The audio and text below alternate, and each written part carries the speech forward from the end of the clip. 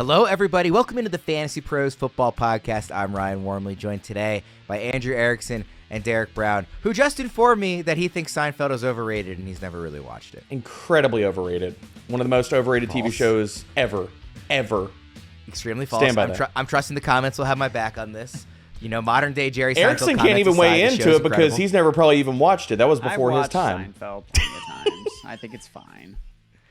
For the record, the president of Fantasy Pros is a huge Seinfeld fan, so I would just tread lightly with how you speak about that show. Okay, I'm sorry. I'm so sorry, Andrew. I love Seinfeld. Please. I love my job. I just gotta say, I love my job. Costanza guy. I'm not gonna try and get the chair out of the way, but I have many Seinfeld books behind me. I am a actual Newman fan. was the best character that entire show. Newman's the best. Newman is great. Wayne Knight's I like awesome. how when anyone talks about Jurassic Park, they always prefer to hit the character as Newman. as Newman. He has a completely different name. It's like Newman got attacked by the Velociraptor He's or whatever. One of those guys. It's all time. Dilophosaurus, actually, Erickson. I know it's the one with the web around the neck area. I'm not up to date with dinosaurs. My lord, I feel like I need to give you a tutorial on dinosaurs now. Jurassic Park also, great flick. So Seinfeld and Jurassic Park both elite. Maybe that says something about Wayne Knight. All right, let's go into the show here. We're talking about today Erickson's favorite picks, his top targets in every round. We're going to go through 16 rounds of the draft. So this is for redraft. Obviously, we did a couple versions of these on the Dynasty show with Fitz and Bogman. We're not doing it on redraft. I assume Debro will have his chance in the future. Today, all he has to worry about is rebutting Erickson or agreeing with him where he does and reacting to his picks alongside me. So Erickson has prepared his names, like I said, for the first 16 rounds of your draft, kind of a standard draft size. Just a quick note for everybody. All of our 2024 consensus rankings and tiers can be found at fantasypros.com/rankings. All right, let's start right at the very top. Erickson, who is your favorite pick in round one? And by the way, let me just say, this is kind of standard, half PPR. We're not talking super flex, just kind of what your typical draft would look like. Yeah, so round one for me could have gone Jamar Chase, but I wanted to talk about another player that I think you can get more accessibly in round one because he goes in the second half, and that's Breece Hall, running back for the New York Jets. He is my RB1 ranked this season, and I think it's because of how good he was last year. If you look at just PPR, total points scored, only Christian McCaffrey scored more points than Breece Hall did last year. And that was Breece Hall playing an absolute garbage offense that was the New York Jets last year. He was second in terms of total points scored. He had the lowest rushing success rate, second to last in rushing success rate last year. And he still only trailed Christian McCaffrey in terms of total points scored at the running back position. In terms of yards from scrimmage, he was second. He was first in receptions at 76. He had 95 targets. He almost had as many targets as Brandon Ayuk did. I just couldn't understand looking back at these numbers, and it's hard to because you remember just how bad the Jets were on offense last year, and that's what nuked Hall's true upside because they never scored touchdowns. He couldn't do it, but he's an elite pass catcher, and he's shown that. And besides Garrett Wilson on this team, who are we really confident is going to catch a ton of balls? Tyler Conklin, Mike Williams, Malachi Corley.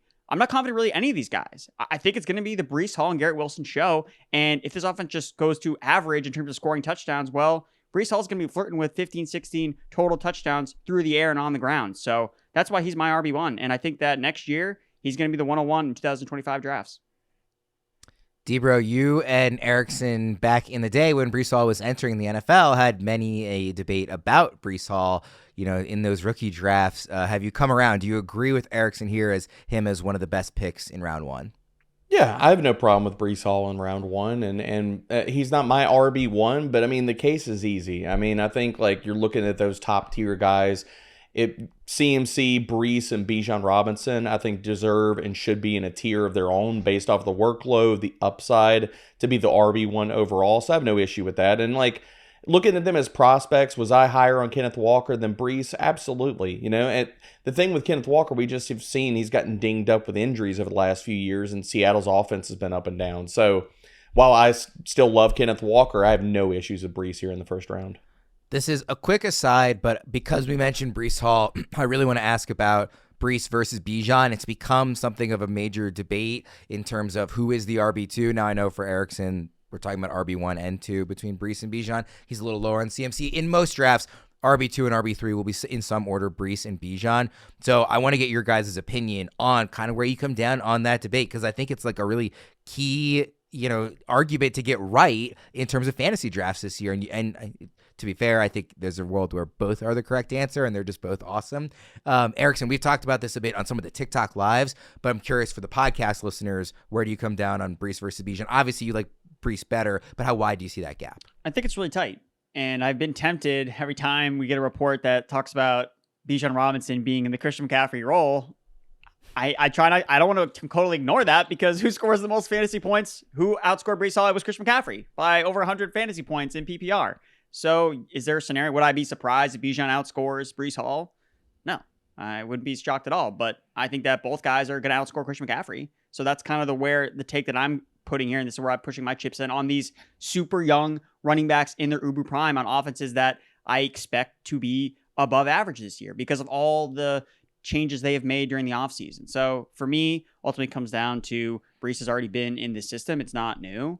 It's an offense that he's already been in, and we've already seen him be successful. And we've seen Rodgers fuel these pass catching running backs before. Aaron Jones. Like, how many years was Aaron Jones the number 2 target on the team behind Davante Adams? That's going to be Breece Hall in this offense with Garrett Wilson in that Davante Adams role. So for me, it's still Breece Hall. I think it is razor close, and I'm not going to poo-poo anyone that thinks it should be Bijan over Breece Hall. But in terms of those two guys versus McCaffrey, that's where I stand.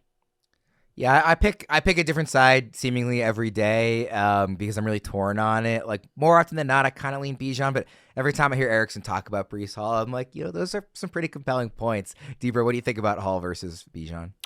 I have Bijan over Breece, and again, I think we're just splitting hairs, but if we are going to go with the hair-splitting route, I look at both of the offensive environments. I like the Atlanta Falcons a little bit more. But the funny thing I think about both of these running backs and being so like they're at the tippy top of running rankings is both of these running backs are in offenses with quarterbacks coming off Achilles tears.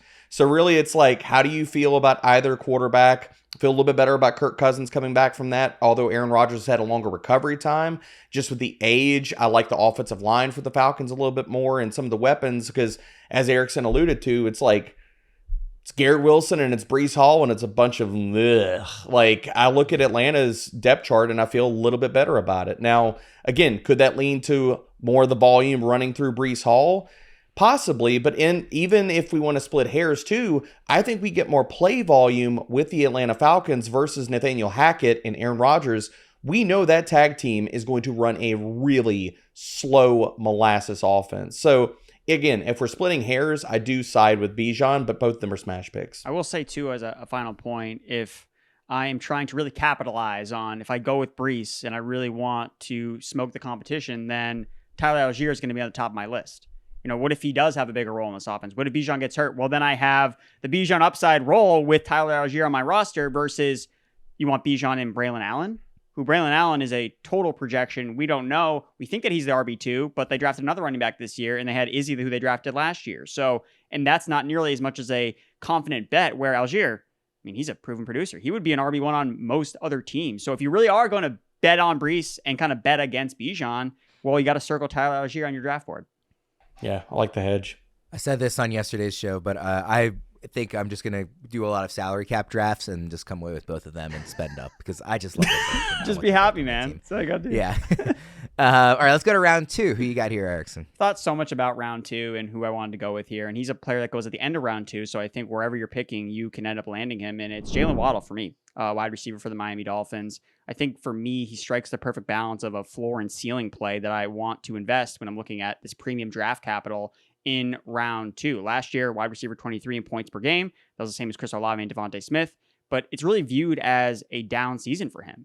But when you look at the last 2 seasons overall in this offense alongside Tyreek Hill, Waddle is 10th in receiving yards and 10th in receiving yards per game over the last 2 seasons. I know we have all these advanced metrics in terms of yards per route run, target rate per route run. The number one predictor in terms of fantasy points scored besides fantasy points is receiving yards. Actual production, go figure, actually predicts future production.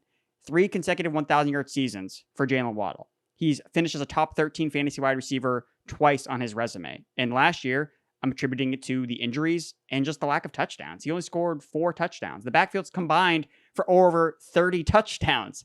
That's not going to be as wide this year. So for me, I think Jaylen Waddle has a ton of upside in this offense. Maybe Tyreek Hill takes a step back. Maybe Waddle takes on a bigger share, scores more touchdowns in an offense that I'm confident is going to be inside the top 10 in terms of total touchdowns. So with a lot of guys in this range or a lot of its upside projections, and I'm not sure what the floor is, I think Waddle, to me, he feels like the safest pick because I like his floor that he offers, but I also think he has a really high ceiling, similar to some of these other players in this range, especially at the wide receiver position. Now, D-Bro, you are the lowest of the Fantasy Pros experts on Jaylen Waddle, at least amongst the four of, you two, Fitz, and Joe. So you are, I'm guessing, not going to agree with this pick. No, I like this pick. I mean, how low am I versus them? I've got him at wide receiver 16. Like, I don't feel like I'm burying Waddle.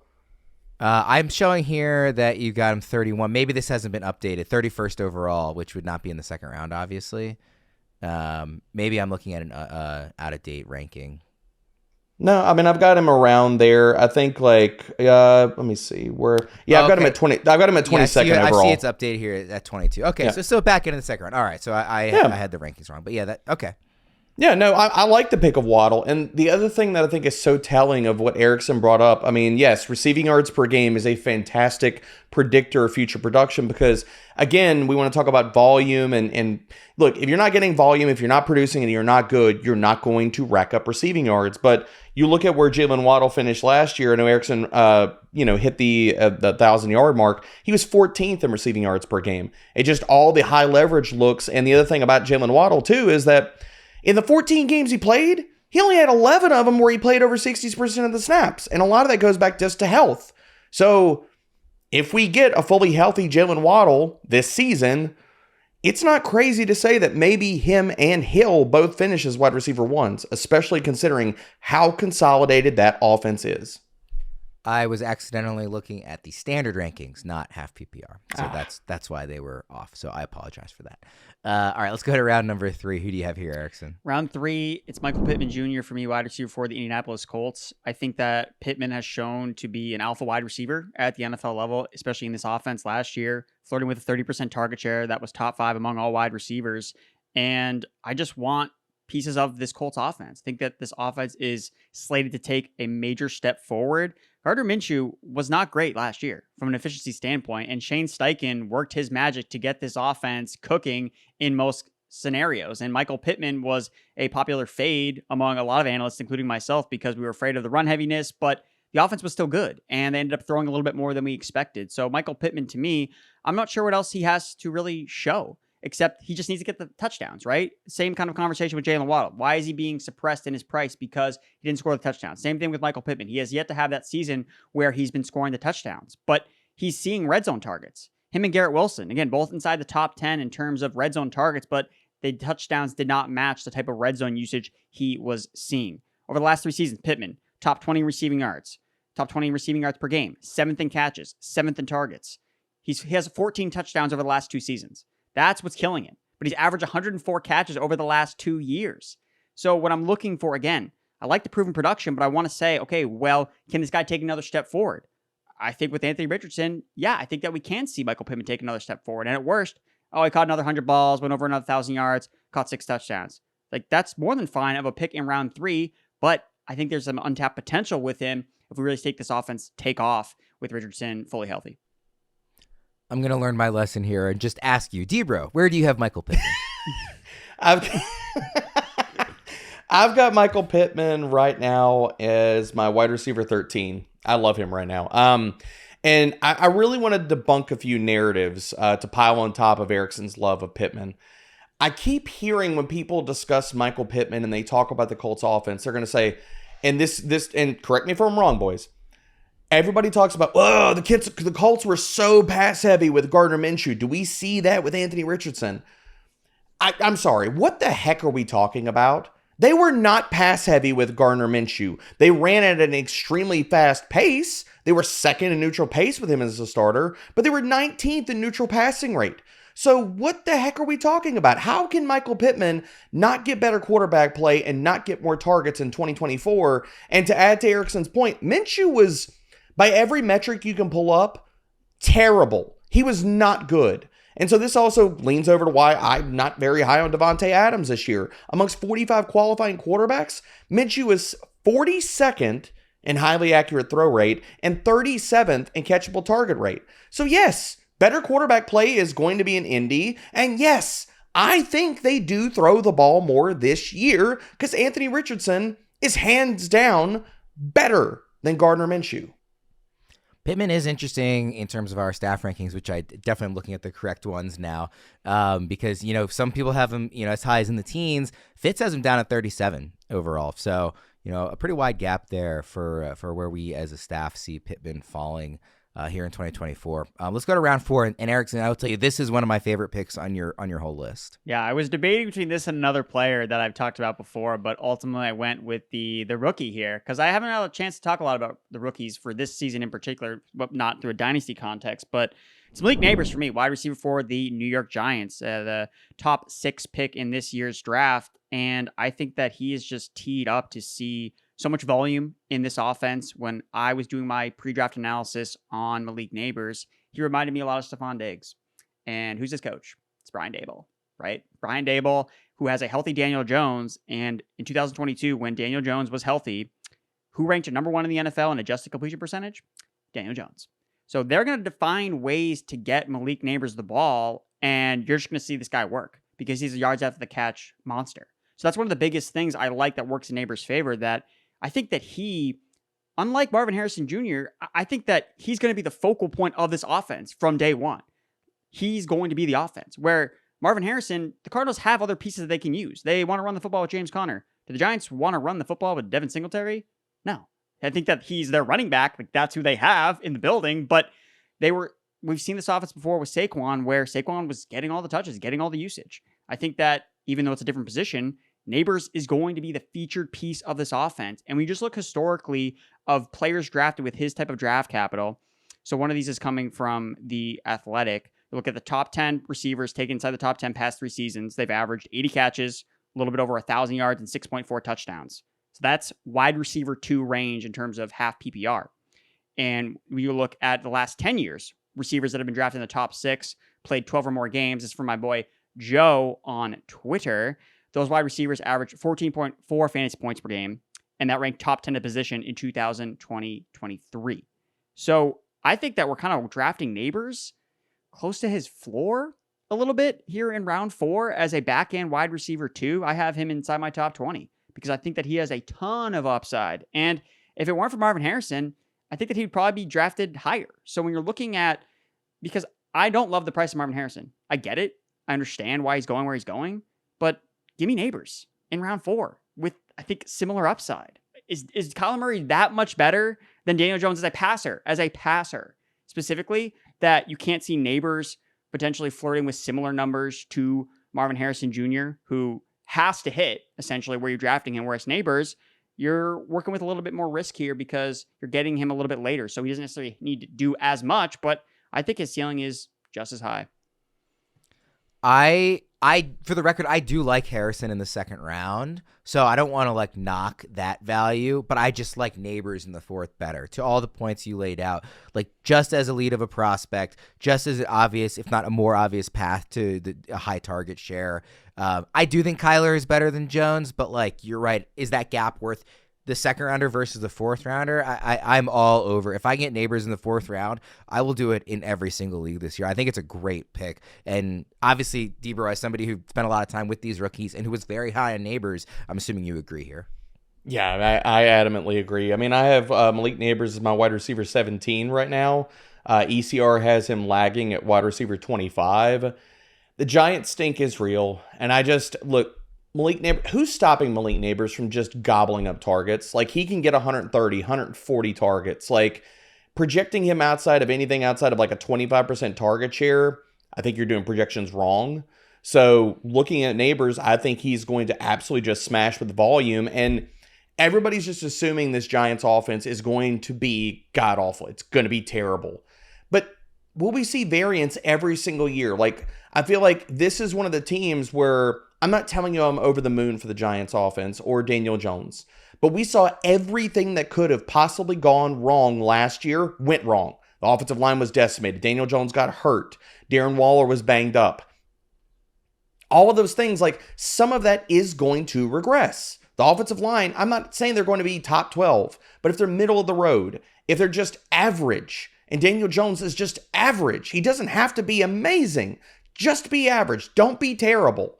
Malik Nabers is going to get a ton of targets, and I'm investing in all these rookie guys. Like, I'm fine with Marvin Harrison where he goes, but Malik Nabers, you want to talk about who's the better value? It's easily Malik Nabers. Nabers currently, a 4th-round pick. Would you take him in the 3rd round, Erickson? I think that's like fair, back too. end of the 3rd. I mean, again, I like Pittman more, so I wouldn't take him over Michael Pittman, for example. But I think that he has, look, in the beginning of round 1, I think actually Marvin Harrison Jr. starts this tier. I think it's a very long tier of wide receivers, kind of starting with Marvin Harrison because he's the mystery box. Everybody loves the mystery box. That's why he's at the top, which I get because I see the upside case. But I think Malik Nabers is just at the end of that tier, right? He comes with a riskier floor because you don't know what Daniel Jones, again, he's worse.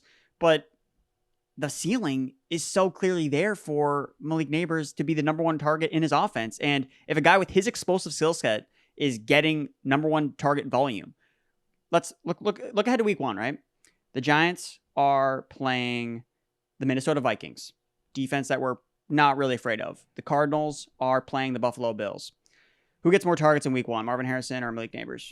It's probably, I mean, it's close. It's like a 50-50 proposition, but when you look at where they're being drafted, you would think that's blasphemy.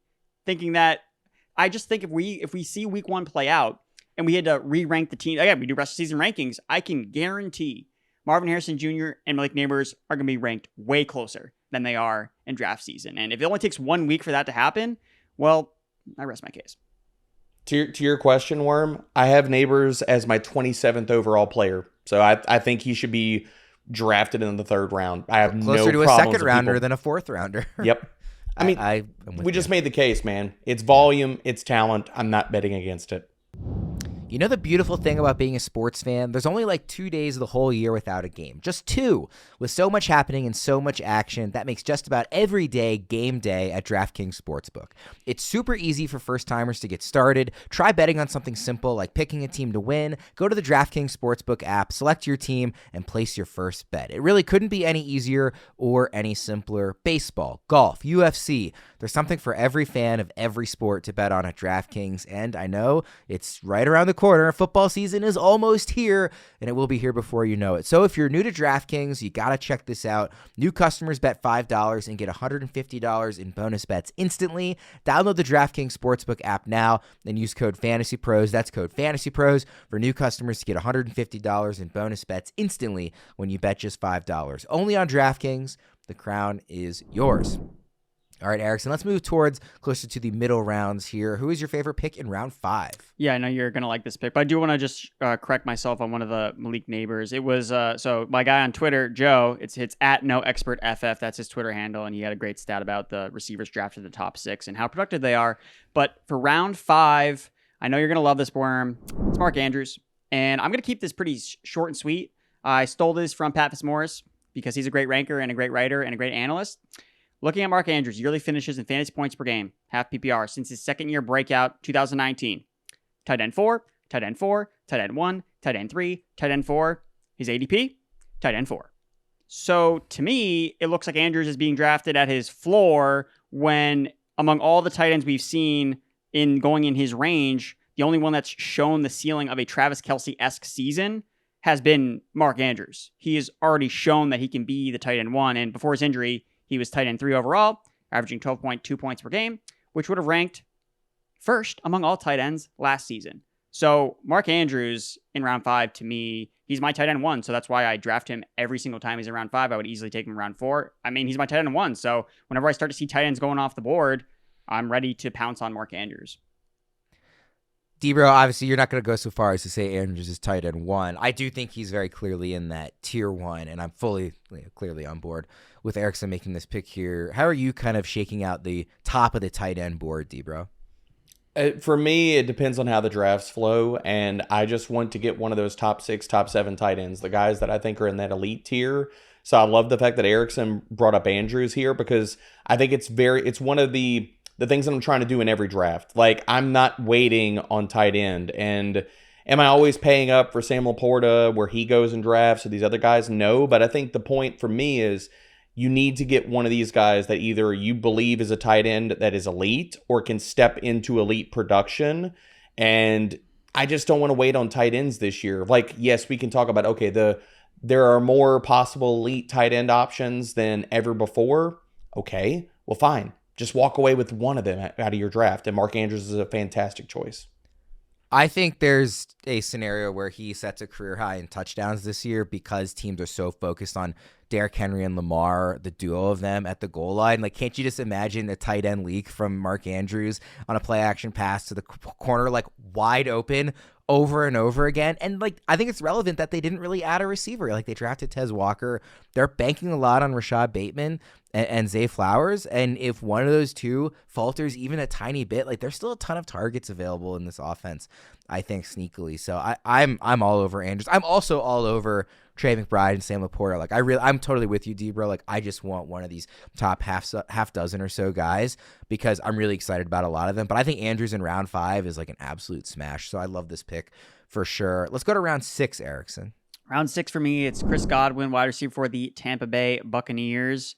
I'm just betting on Chris Godwin going back to the slot. That's where he's been his most productive traditionally in the NFL. He played his lowest slot snap rate last year at 37%. That was his lowest since 2018. And when he's been a primary slot receiver, he's never finished worse than wide receiver 20 overall in points per game through 4 seasons with a 65% snap rate or higher. The guy's still super talented. It's just been, again, I have a recurring theme here, lack of touchdowns, right? The yardage is there. The catches are there. The targets are there. He is clearly the 1A, 1B to Mike Evans. The funniest stat with Chris Godwin, he had the same amount of red zone targets as Mike Evans did last year. But you would never guess that based on how many touchdowns Mike Evans scored versus Chris Godwin. So for me, I think that in this offense, Liam Cohen coming in to feature him in this Cooper Kupp slot role, I think Chris Godwin is going to bounce back and remind us that, hey, this guy at one point was a top 5 fantasy wide receiver. And I think that he's another year removed from his major knee injury. I think that he's going to absolutely smash, and I love getting him in round 6, especially in full PPR. As a wide receiver, 3 wide receiver, I always talk about this with Chris Godwin. Name me 33 receivers that are better than Chris Godwin. You can't. So I think he's an auto pick for me every time, especially as my wide receiver 3 or 4. Put him in the flex in a full PPR. Oh, I love it. Debra, what do you think of Godwin? I've come around on Godwin. I actually tweeted about him yesterday, and I was like, which one is the real Chris Godwin? But like, talking about the slot usage, weeks 1 through 13, 36.1% slot rate. He was the wide receiver 45 in fantasy points per game, drew a 20.4% target share. Weeks 14 through 18, he just went bonkers, man. Wide receiver 16 in fantasy points per game. He was drawing almost a 29% target share, and his slot rate jumped up to 44%. So Chris Godwin, I want us to make sure that I stay ahead of consensus with him. Right now, I have him as wide receiver 28, but I think the conversation for Chris Godwin starts as high at wide receiver 21 for me. Like, you can have him as a wide receiver 2 in your ranks, and I will not push back against that at all. I do find myself, Erickson, somewhat worried about what Baker will look like without Dave Canales. Is that, to what degree are you considering that when thinking about approaching this offense? Well, I think it works. Well, Chris Godwin was bad in Dave Canales' offense, right? So that's kind of the way that you can spin it. I'm looking at this as Liam Cohen is an upgrade for Chris Godwin. Now, does that mean Baker Mayfield's numbers overall are better or worse? I don't know. But Baker Mayfield has had a different offensive coordinator basically every single year of his career. So he is an unknown commodity here, but I do feel confident about the slot. So I think that your concerns about Baker and Dave Canales, that would point me more to Mike Evans and where he's being drafted versus Chris Godwin, because I think that the value proposition, and again, I'm not going to come on here and bet against Mike Evans anymore because we all did that last year and it was an epic face palm. So we're not going to do that again. But Chris Godwin, to me, is the better value of the 2 Bucs receivers, especially in this new offense as I projected forward. Round 7. First time you had a running back here since round 1. Yeah, I know. I figured I'm following my hero RB approach, just like I would do in a real draft. So that's why I haven't touched the running back position since round 1. And for me, round 7 is James Conner. So I know that a lot of running backs in this general range were worried about this guy, worried about this rookie taking over. And in the case of James Conner, they drafted Trey Benson in the 3rd round. A very talented running back. He was my RB1 of the rookies. So I like Trey Benson a lot. But it's James Conner's backfield until he gets hurt. And I think that there's a scenario with this in a lot of cases where it's Kyren Williams' backfield till he gets hurt. It's Zamir White's backfield till he gets hurt. And James Conner goes behind all these guys. He's cheaper than all these guys. So if I'm going to invest in a running back that maybe is a little injury prone, I'm concerned about the longevity. Okay, well, then I want to pay the cheapest price for it. And for me, that's James Conner. Last 2 seasons, he's 8th in rushing yards per game. He's averaging 70 rushing yards per game in his last 26 games played. He's going to be a bell cow when he's on the field in an offense that wants to run the football. When Kyler Murray came back last year, they were one of the most run-heavy offenses and one of the most efficient running offenses with James Conner. When Kyler Murray came back over that time, Conner, RB7 overall, RB6 in points per game. He's never been worse than RB13 in points per game since becoming an Arizona Cardinal. And to put the cherry on top, James Conner came out and said, last year was my floor. 1,000 yards is my absolute stone cold floor. And when you look at the numbers, as long as he's healthy, again, that's a big if, but he's going in round 7. So when we're looking at week 1 rankings where James Conner is ranked, he's going to be in my top 12 running backs because he's going to be healthy for week 1. So I don't see a big difference between projecting him and a guy like Kyren Williams, who's not been really the bill of health throughout his season. So I think he's an arbitrage play against some of these more expensive running backs where we're worried about the longevity and the price is more expensive. But James Conner, well, it's all baked in. He's going in round 7. So that's why I think he's one of my favorite picks, especially when I go with a hero or zero RB approach. Yeah, Conner is sort of the forgotten man, I think, for a lot of people. Just, aging running back and all that stuff, like you were alluding to, Erickson. Debro, you and I are both big fans of Trey Benson, like in that landing spot. And as a long-term play, like you sniped me on him in our rookie draft in the Work Dynasty League. Like we both are Benson fans. To what degree is his presence weighing on how you're ranking James Conner this year? I have James Conner as a top 20 running back. I got him at RB19. I think that, like, Erickson nailed it. This is his job until he misses any time. And I think the other part that we need to talk about with James Conner is, outside of the age, what are we that concerned about? I get the injury stuff, but quietly James Conner is coming off one of the best seasons. You can make a really good case that was the best season of James Conner's career. Like amongst all running backs, at least 100 totes last year. 8th in missed tackles forced per attempt, 5th in yards after contact per attempt. He has not shown any type of fall off as far as tackle breaking metrics. So despite the age, and people are weighing the age and Benson's, the draft pick of Benson, outside of those things, what are we so concerned about for Conner? Because he hasn't shown any kind of slippage as far as his level of play. So now if we're going to get him a value because of all these other things, if we're reading the room wrong, and this is his job, and Benson's just a guy that's there to take a little bit of the carries away and be the guy for next year, yeah, James Conner is going to be a really good pick. It was his fewest targets in a season since his first full year, but it was his most rush. It's weird that he called it his floor since it was the most rushing yards he's ever had in a season, but also 5 yards per carry. Like it's a good number. Like he was good last year. Wait, he had more rushing yards last year than he did with Pittsburgh? Yeah, at least according to what I'm looking at here, in 2018 it was 970, but he had 12 touchdowns, and he had more receiving yards in that year. I was like, I know he also missed some time at the end of the Steelers season too, so that makes sense. Yes, but both seasons he actually only had 13 games. Okay. This last year, 1,040 rushing yards. In 2018 it was 970, but he had more touchdowns in 2018. Cool. But yeah, no, a good player. Again, sort of overlooked, I think, given the age and the rookie that he's sharing the backfield with. I want you guys to start disagreeing soon. Don't fake it. But, I think we'll disagree on this next guy. We're going to disagree with the next guy. We will. There you We're going to disagree. Perfectly timed. Yeah. What a transition. All right, who you got, Erickson? Brian Thomas Jr., wide receiver for the Jacksonville Jaguars, Malik Nabers' teammate at LSU. I think that the landing spot for Brian Thomas is out of this world perfect. I think that he's the perfect fit with a deep ball passer like Trevor Lawrence. And last year, they put Calvin Ridley in that field stretcher role that was a miscast. They used Calvin Ridley the wrong way. And Calvin Ridley saw all the usage you could want for a player that should be producing for fantasy points. And that's why I like Calvin Ridley this year, because I think the Titans are going to use him the right way, not the way that the Jaguars used him. Last year, 1,800 plus air yards, 23% target share, 39% air yard share. He led the NFL in end zone targets. He was wide receiver 10 in expected points per game. The Jaguars have come out and already talked about how they're putting Brian Thomas Jr. in this role with this type of opportunity. It doesn't seem like that. It seems like they have a crowded wide receiver room with Christian Kirk, with Evan Ingram. They brought in Gabe Davis. Gabe Davis has never commanded 100 targets in a single season, and Evan Ingram and Christian Kirk are going to eat the underneath. But what do those guys not see? What did they not command last year? They didn't command red zone targets. They didn't command high-value targets. That was all Calvin Ridley. So if Brian Thomas Jr. is in this role where he's seeing the downfield targets, he's seeing the red zone targets, well, he's going to be an amazing pick as a rookie wide receiver who is selected in the first round and always viewed as the consensus top 4 or the 4th wide receiver in this really talented rookie class. So for me, I think he's going to get well over 100 targets. And if you just look at rookie receivers who have gotten over 100 targets, they have well exceeded expectations. So Calvin Ridley and Zay Jones, they combined for nearly 200 targets last season. There is more than enough available for Brian Thomas, along with Kirk, along with Ingram, Gabe Davis, if he gets any targets, for Brian Thomas to cook here in this offense. I think that he's the perfect fit and what the Jaguars need on offense, especially for Trevor Lawrence. Debro?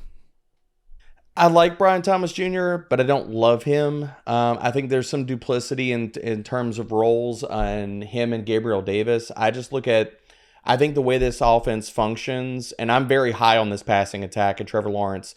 I won't push back as far as, I think Trevor Lawrence is going to air the ball out. I think the deep targets are going to be there. I think it's going to be kind of split up between him and Gabriel Davis. I think Christian Kirk and Evan Ingram are going to be the clear 1A, 1B as far as target earners in this offense. I like Brian Thomas Jr., but when looking at him as a prospect, I think his route tree is a little more limited. If they use him perfectly as far as what he excels at, which could happen, then yes, he could blow up. I just don't see him as being a high-end target share earner out the gate. And specific to his role, I think he is going to have splash weeks. I just worry about the target earning potential and the consistency out of him, considering what they're going to expect or want from him. I think it's an interesting debate. I tend to lean more on the Erickson side of Thomas. There is another rookie. We actually have a few rookies coming up here in these picks. So let's go to round 9 with a rookie that I know Debro loves. Well, you should be drafting rookies. That's a theme in my targets. You should be always drafting rookies aggressively. And this is, I think I haven't checked my best ball exposures or whatever, but I think Jayden Daniels has to be the most drafted quarterback I have. I just think it's so easy for him to have success at the NFL level. He's a mobile rushing quarterback that we're still getting a discount on because there are people out there that are afraid he's going to get injured when he never really got injured last year or at the college level anyway, because he looks like he takes big hits, but then he gets back up and he's okay. So I don't know. If he stays healthy, Jayden Daniels is going to be the late round quarterback that you wanted the entire time. 60 rushing yards per game. That was his average at the college level. That was the same as Anthony Richardson, who we saw last year in 4 games be an absolute monster for fantasy football. And we've already seen this offense with a mobile quarterback work. Cliff Kingsbury. We saw it work his magic with Kyler Murray in year 1. Kyler Murray was QB7 overall his rookie season. He's QB12 in points per game as a rookie, 3rd in carries, 2nd in rushing yards. So I just think it's a really no-brainer pick. He's a mobile quarterback that I think has some untapped potential as a passer. I think that Jayden Daniels was a really good passer at LSU. If you look at a lot of the advanced metrics, he's at the top at essentially everyone. Now, throwing to Malik Nabers, Brian Thomas Jr., 2 guys I also like. I'm basically drafting all of LSU's college football team from last year on this NFL fantasy football roster. But for me, Jayden Daniels is my number 1 target when it comes to the late round quarterback approach. Debro, have at it. Jayden Daniels is one of the best picks you can make in fantasy this year. I mean, that's just straight up. I mean, how else do we have to encapsulate this? He's going to be a QB1. And now I see ECR is waking up. He's finally, he's moving finally, up. He's people. Up. QB12 at ECR. Thank you, ECR. I love it so much because we've been here, and now I'm so glad that everybody is now on the party wagon and coming along for the ride, baby. Daniels. I love it. I love it. I love it. I love it. Jayden Daniels is my QB9. I can make you a case that he should be as high as QB7 in ranks. He's going to run. This offense is going to run a crap ton of plays. People are underestimating how good the Commanders' offense is going to be this year. Jayden Daniels, smash pick. All right, let's keep the rookie train rolling in round 10. Round 10 for me, I think it's the rookie running back with the most contingent upside in case of an injury, and it's Blake Corum. So I am not the biggest Kyren Williams person in terms of drafting him where he goes. I think that the end of round 3 is more appropriate for Kyren Williams, but he usually gets drafted ahead of that. So I'm not drafting Kyren Williams at his current price. So I'm taking advantage of that. I'm taking advantage of that fade by looking at his backup running back in Blake Corum. I think Corum would be very productive if he was in that Kyren Williams role is Sean McVay's do-it-all running back. Historically speaking, that's what Sean McVay's wanted. And Blake Corum showed at Michigan that he could do it. He could carry the workload. 33% dominating. Final season, he rushed for 27 touchdowns. This guy was a monster producer at Michigan for multiple seasons. And we'll point to some of the advanced metrics from last year. It wasn't as efficient. Well, he was coming off a major knee injury. This is what always happens with running backs. But now he's another year removed from that torn ACL. So I expect him to be more efficient as a rusher. It's the perfect system for him. He's a Kyren Williams carbon copy clone. That's what we have here with Blake Corum, except he goes in round 10, and Kyren Williams is going ahead of him in round 3, but we haven't seen Kyren Williams play a full season yet. So I get Kyren Williams is super productive, but it's the role, man. It's the role that you want. It's the Rams RB1. If I had just if I had not convinced myself that Sean McVay was backing on Cam Akers last year, I would have been drafting more Kyren Williams, but I fell for it. And I've just seen Sean McVay sour on running backs so quickly, where if Kyren gets dinged up here or there, Blake Corum comes in, provides a spark to this offense. There's the bench, Kyren. There you go. Like, Blake Corum's coming in for your job. So I think that around 10, I think he's a massive upside play, and at worst, he's a round 10 pick. So if Kyren Williams stays healthy for the majority of the season, then I still think it's worth it to have him as a handcuff in case Kyren Williams goes down. I would so much rather draft Corum in round 10 than Kyren in round 2. To me, it's a total no-brainer if you're trying to invest in this backfield and in the Sean McVay offense. D-Bro, what do you make of Corum this year? I mean, Kyren goes down. Corum is going to be an RB1 weekly in ranks, probably a top 5, top 7 back. I mean, there's nobody else coming for that volume. And the thing that I think is such a locked-in fit for Blake Corum is we saw Sean McVay change up their entire run game scheme. They went away from a lot of the stretch zone, outside zone stuff, and really got where, okay, Kyren doesn't have, we know that, okay, the testing metrics, but the lateral agility and things get him downhill. That type of run game scheme is going to be just set and forget, perfect fit for Blake Corum. So he's a good fit for this offense. And I think Corum honestly could have standalone contingent, like outside of the contingent upside as a cuff. Like, I think Corum this year, saying Kyren even just stays healthy, I think Corum is the guy that when the Rams get up in games, or we're talking about who's salting the clock away, and to keep Kyren Williams healthy, I think we're going to see Blake Corum in a 30 to maybe 40% snap share, depending on game scripts for the Rams. But I think he's the guy where they're saying, okay, we're going to run it to close out the game. That's going to be Blake Corum. So to be honest, this is all dependent upon what you think also of the Rams defense. And if this is a game that's going to play, or a team that's going to play from ahead a lot this year, we could see Blake Corum getting 8 to 10 touches on a weekly basis. Now, some weeks it might not be that, considering the game script, and I think Kyron's going to be in there for passing downs and stuff. But if the Rams are blowing teams out, or if they are a much better team than maybe we're giving them credit this year, because, hey, they outpaced expectations last year. If Stafford can stay healthy the entire year and Kupp can stay healthy, I'm not going to bet against them doing it even more this season.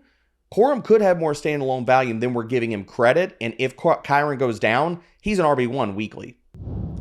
Before we get to the rest of the show, I want to take a quick second to talk to everyone about Fantrax. Guys, if you want customization in your fantasy platform, look no further than Fantrax, offering the greatest fantasy experience for your dynasty, keeper, redraft, and best ball leagues. Their free NFL Fantasy Football League Manager is the most customizable, easy-to-use, feature-rich platform in the industry. They can easily import any current leagues you have on other platforms and begin customizing your settings immediately. Personally, I use Fantrax for my college football fantasy league, my dynasty baseball league, and of course, my dynasty NFL league made the switch as well. Whether it's Devy leagues, IDP leagues, decimal scoring, tight end premium, unique matchup settings like weekly double headers, there's a reason why fantasy players who try Fantrax make it their permanent home for all their fantasy leagues, because they have it all. So switch your leagues today by heading to fantrax.com/fantasypros. That's fantrax.com/fantasypros. Fantrax, the home of fantasy sports. All right, getting into the later rounds here. Erickson, round 11. Who is your top target? Josh Palmer, wide receiver for the Los Angeles Chargers. Low-key, Josh Palmer last year was pacing for nearly 1,200 receiving yards before his injury. He was fully on his way to a breakout. And I'm saying in year 4, there's no stopping this man. Josh Palmer, season is here. He has the most built-in chemistry with Justin Herbert in an offense that has a lot of question marks. They got rid of Mike Williams, got rid of Keenan Allen, and I think Josh Palmer's being slept on overall because he showed, at least in times when those guys missed time, Mike Williams and Keenan Allen, Josh Palmer stepped up more often than not. And that's not always a given with receivers that are stepping up into bigger roles, especially when they're younger. So for me, it's Josh Palmer around 11. This Chargers offense is going to be good. I think it's going to be effective with the quarterback they have, with the upgraded offensive line. And I get the narrative is they're just going to be run the ball a million times. Well, it's easier said than done, especially if you're down 14-0. You can't just continue to run the football when you're losing the game and you have Justin Herbert as your quarterback. So I think betting on receivers with just good quarterbacks is good process. And I see a path for targets for Josh Palmer in this offense. So round 11, it's Josh Palmer for me. Where do you have Josh Palmer ranked, Debro? And also, what do you make of that kind of angle to the throwing the ball versus running the ball narrative that Erickson just hit on? I think it definitely can happen. I think we've gotten a little bit out of our skis as far as how much we think they're going to run the ball. Like, could that happen? Sure. But you also need the running backs to do that. And looking at the running back room, that's another reason why I'm so high on Kamani Vidal. Like, I don't love Gus Edwards. I don't even know if J.K. Dobbins makes it out of camp. I've got Josh Palmer as my wide receiver 40 right now. I think that he leads his team in receiving yards, and it's not Ladd McConkey. And I know Joey P is going to hate that. I know a lot of people are going to hate hearing that. But for the points that Erickson made for Josh Palmer, he was also, I listed Palmer in my top 10 fantasy sleepers of the season in the video that just dropped on YouTube. He's a cover people boy. Can check it out. Josh Palmer's cover boy. He was, man, because it's free money the way that I look at it. Like, why are we not looking at what Josh Palmer did without Mike Williams in the lineup last year? Like, you alluded to the breakout season, but with Josh Palmer, 7 games, no Mike Williams last year, and we have no Mike Williams. He's surrounded by QJ, who was a colossal flop last year, and Ladd McConkey, and we don't even know if Ladd's going to play when they go into 12 personnel this year. So we don't even know if he's going to be a full snap player. And Josh Palmer in those 7 games, almost 19% target share, 31.4% air yard share.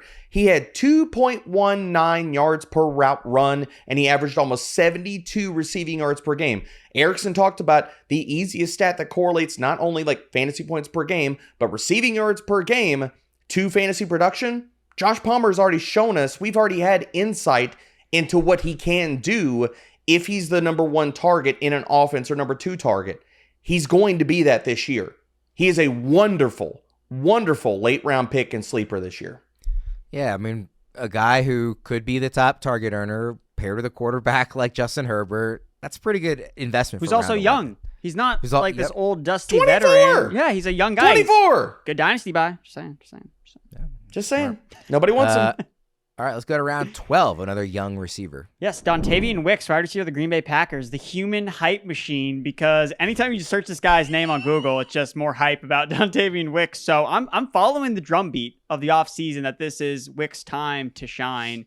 And I get it, because he was really efficient last year. Per True Media, Wicks' first down per route run tied Devontae Adams for 18th among all players. He averaged nearly 2 yards per route run, ranked 27th among all wide receivers, 5th among rookie wide receivers. And last year, we didn't see a true number 1 wide receiver step up in this offense. Jordan Love really spread the love, essentially, between his pass catchers. So maybe that changes with Christian Watson back. I don't know. But I think that he's going late enough in drafts in round 12 where I would not be surprised at this point if Wicks steps up and ends up overtaking Romeo Doubs. Now he's a full-time starter. Oh, now he emerges as their primary deep threat. Maybe Christian Watson can't stay healthy. I think that there's certain scenarios where you're seeing Wicks get more playing time. And at least what we saw from last year, when this guy gets on the field, he should be efficient in an offense that we're really excited about. And because he's so much cheap, he goes behind Watson, he goes behind Dobbs, he goes behind Jayden Reed. Well, we could look up week 1 and he's playing more snaps than one of those guys. So you're already getting a strong return on your investment if he's not even the wide receiver 4 by the time week 1 kicks off. So that's where he's being drafted as wide receiver 4. And I think that when it's all said and done, he won't be the wide receiver 4 in terms of production on the Green Bay Packers.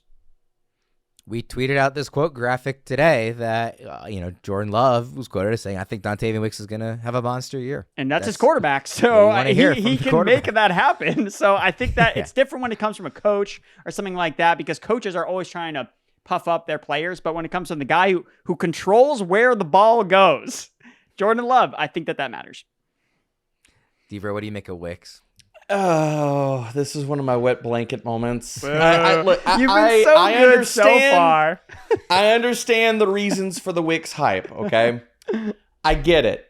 But how tilted is everybody going to be if Dontayvion Wicks does remain the wide receiver 4 on this team and he is not playing a full route share. Because the only two guys, when Christian Watson was healthy, the only two players that had over 70% route per dropback was Watson and Dobbs. And really, okay, I know everybody's going to say, well, Watson's going to get hurt, so that's how Wicks gets in the lineup. What if Watson stays healthy? Then how does Wicks get into the lineup? Because I don't think that he's playing over Jayden Reed in the slot. I don't think that he's playing on the outside with Romeo Dobbs. We can have the conversation for days about, do I think that Wicks is a better player than Romeo Dobbs? I do. Okay, I don't know if the Green Bay Packers coaching staff believes that. Stop you right. If you think Wicks is a better player than Dobbs, then you should be pushing your chips in on that. But does LaFleur believe that? I know he's made all these bombastic quotes. Seems like he believes it. What is Jordan Love going to say? Like, if somebody asks him a question about freaking... dude, get Dobbs off the field. Get Wicks on the field. Come on. He's not saying that about any of his after last year, There's he no showed way. up. He couldn't do it last year. The QB's going to puff up his guys. That's how it goes. Well, he's not puffing up Romeo Dobbs. Just saying. Well, could be doing that. I'll say this. You talked about earlier arbitrage plays. I have an arbitrage play off of Dontayvion Wicks, and he's on the same roster. For everything you mentioned about Dontayvion Wicks. Stop with Bo Melton. Stop. What? Stop. We're doing the same thing. You're talking about small route share sample sizes, and Dontayvion Wicks, the yards per route run, the first downs per route run are great. Well, guess who beat him in both of those categories, in yards per route run and first downs per route run? It was Bo Melton. Yeah, how many fewer routes did he run? Like 150? Yeah. Well, we're not talking about that. That's what I thought. Next round, Worm. He only ran 69 routes. It was a nice number, but still, not very many. I get it. But what I'm just trying to say is, if we want to expand and play this game of small sample size efficiency, then we can also play that game with Bo Melton. But I know that's not the sexy game that everybody wants to play. It's all Dontayvion Wicks. Let's bring back the love in this with a player that this is perfect. These puns, man, they're so bad. Good Lord. Let's go to round 13 here, Erickson. Round 13. We're gonna agree here. Jaleel McLaughlin, running back for the Denver Broncos, and I'm not even sure I'm qualified to talk about McLaughlin because I'm just a member of the committee. Because we're here with the chairman, president, CEO, founder of the Jaleel McLaughlin Club. So, D-Bro, I think the floor is yours, honestly. I mean, dude, and correct me if I'm wrong, Erickson.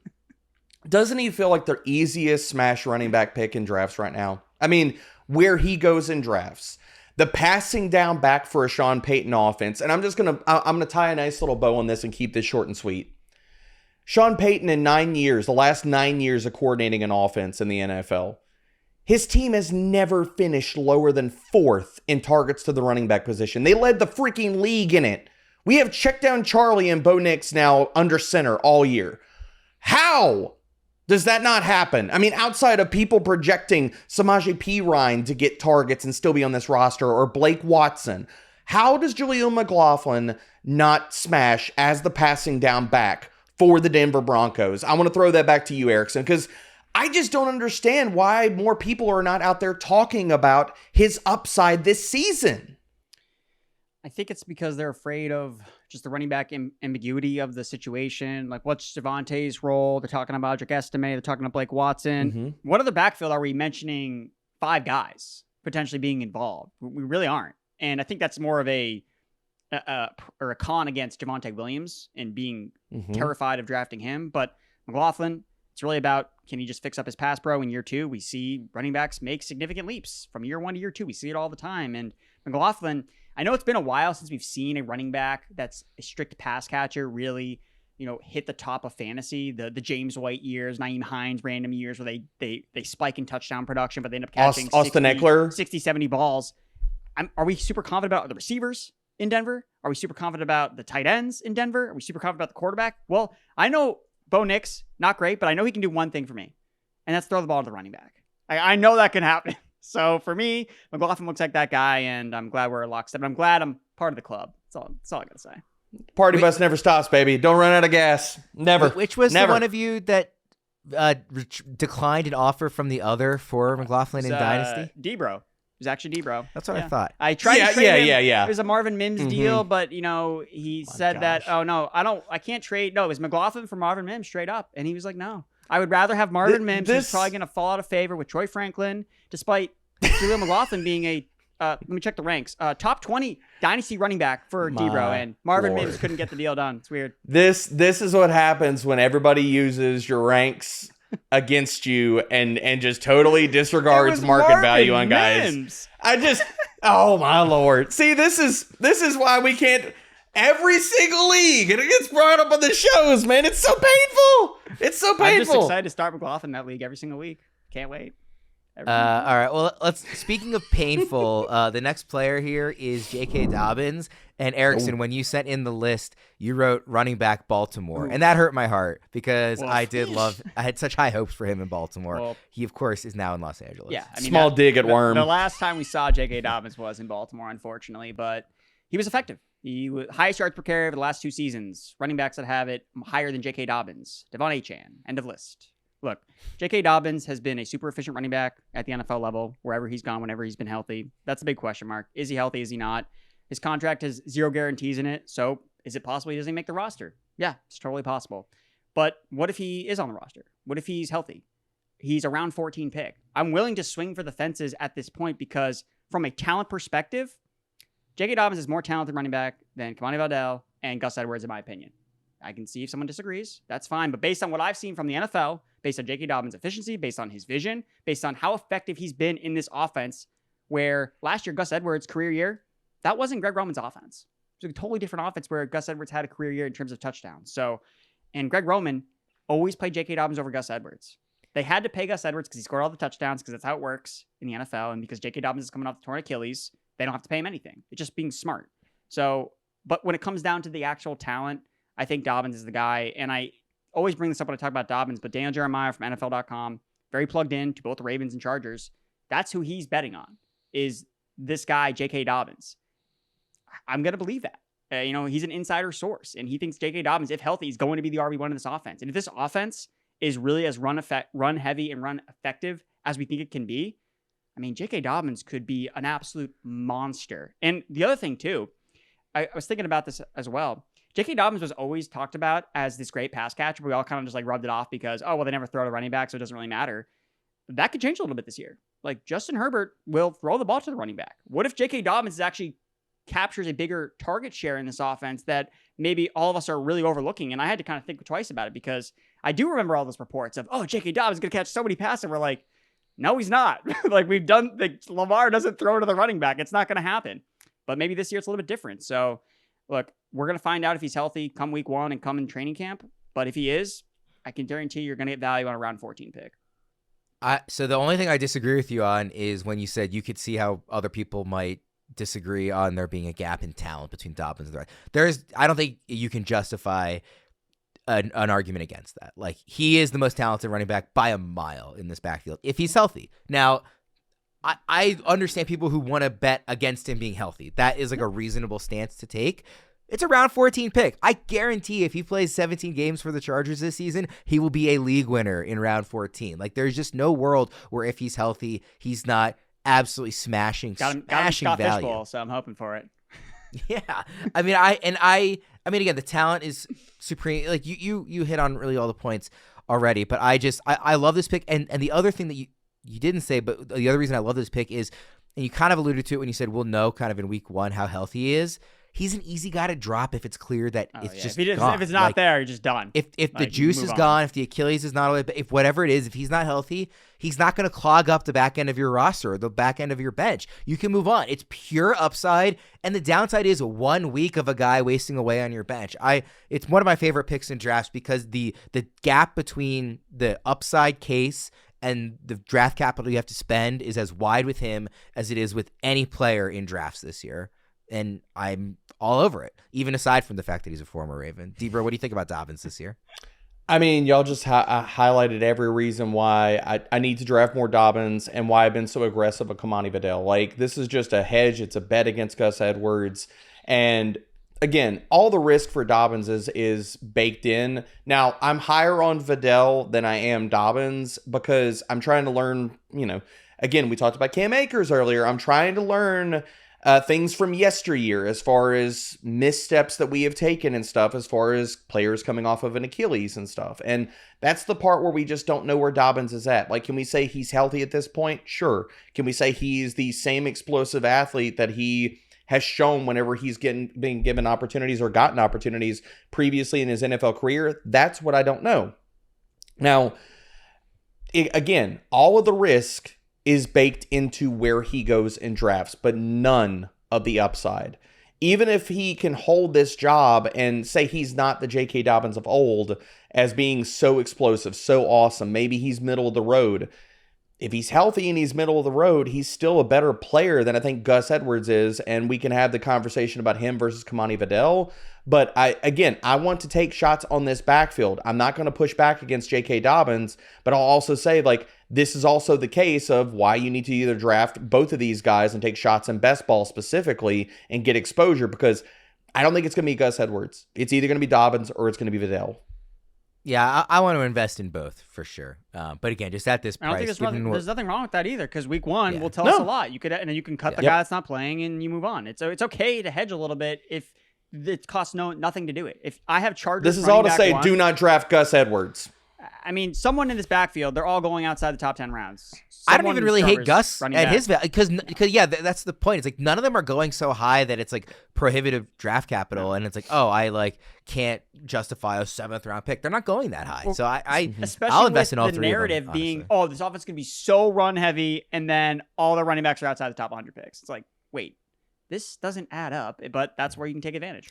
I prefer Dobbins and Vidal because they're going later, so it's just better value, and I think they have just get a chance. You also won't being cut Gus Edwards because you're investing more in him, so you're going to wait a little bit longer to see it. And I think that he is viewed as the RB1, and he should be the RB1 week one, but we'll see how that works out. The only thing I can definitively tell you about this backfield is it will not be Isaiah Spiller. So. Thanks. Oh, we need to have this in the memory bank for when Isaiah Spiller leads the Chargers in rushing yards. I'm like, oh, it's okay, D-Bro. Yeah, mark this down. Just look, everybody is today years old just finding out that Spiller is still even on that roster, just to throw that out there. Pretty much. All right, 2 picks left here. Who do you have in round 15, Erickson?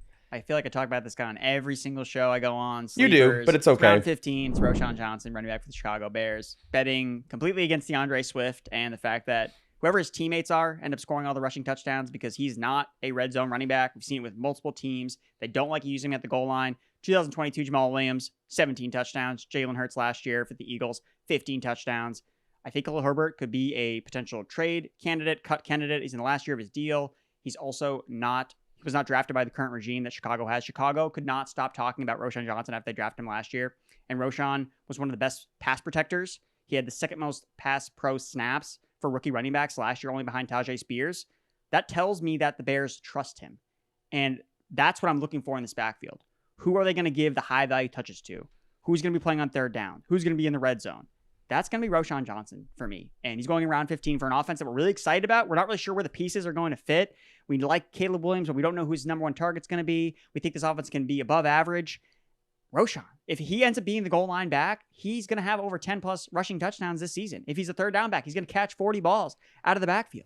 So I just love Roschon Johnson. Betting against DeAndre Swift, to me, DeAndre Swift is just that another version of the Chase Edmonds, the Kenyon Drake, the Miles Sanders, the guy that got the bag first in free agency, and we just never thought about him again. And we're not drafting DeAndre Swift at all next year. So I think Swift's going to get the first crack at it, but I think when it's all said and done, Roschon's going to be the RB1. And I just can't get out of my mind that last year, DeAndre Swift, he lost the RB1 job to Kenneth Gainwell. Kenneth Gainwell was this week one starter for the Philadelphia Eagles, then he got hurt, and then Swift had a monster game, so they couldn't take him out of the lineup. But I think that Swift is not going to be the RB1 for this team long-term, and it's going to be Roschon. D-Bro?